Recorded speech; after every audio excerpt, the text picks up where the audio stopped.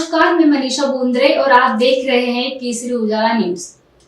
30 जून को कोराडी में पेट्रोलिंग कर रहे पुलिस पथक को एक गुप्त सूचना मिली थी, जिसके बाद कोराडी नाका प्लांट पैलेस के पास एक आरोपी को 288 दारू की बोतलों के साथ उन्होंने पकड़ा। आरोपी का नाम संजय शोर बताया जा रहा है।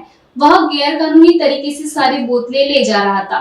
सारे बोतल्स के साथ उसको स्कूटी जब्त करके तकरीबन 90,000 का मुद्देमाल पुलिस के हाथ लगा है।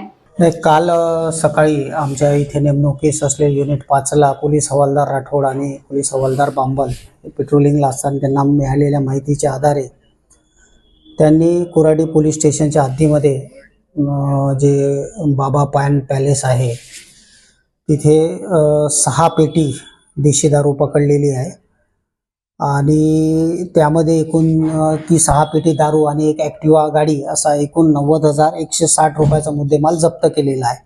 त्याच्यामध्ये आरोपी आहे संजय माधवराव शोर, वय 49 वर्ष, हा राहतो एकता नगर पांझरा वस्ती पोलीस स्टेशन कोराडी येथे। अशा प्रकारची ती कारवाई। त्या कारवाईमध्ये पोलीस हवालदार राठोड, पोलीस हवालदार बांबल, पोलीस नाईक पोलीस शिपाई सुशील श्रीवास आणि आमचे चालक आशिष पवार असे आमचा स्टाफ हजर होता।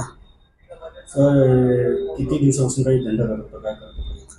नाही, हे जनरली काय करतात, सकाळच्या वेळेला हे देशी दारूची दुकानं वगैरे सुरू झाल्यानंतर 8 नंतर माल घेऊन मग जे लूजमध्ये विकतात त्यांना हे पास ऑन करतात, त्यांच्याजवळ पोहोचतात आणि तिथून मग तो विकला जातो। असा तो मोडस आहे जनरल।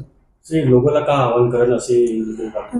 लोकांना हेच आव्हान आहे की अशा प्रकारच्या ज्या इलिगल ॲक्टिव्हिटी आहे त्याच्यामध्ये सहभाग घेऊ नये। कारण आपण पाहिलं की बरेचसे जे क्राईम आहे ते नशेमधूनच झालं। तो नशा दारूचा असो, गांजाचा असो, MDचा असो, या गांजा नशेमधूनच जो मोस्टली बॉडी ऑफेन्स आपल्या शहरामध्ये आहे तो या कारणामुळेच आहे। त्याच्यामुळे यापासून परावृत्त राहावे हेच लोकांना आव्हान आहे।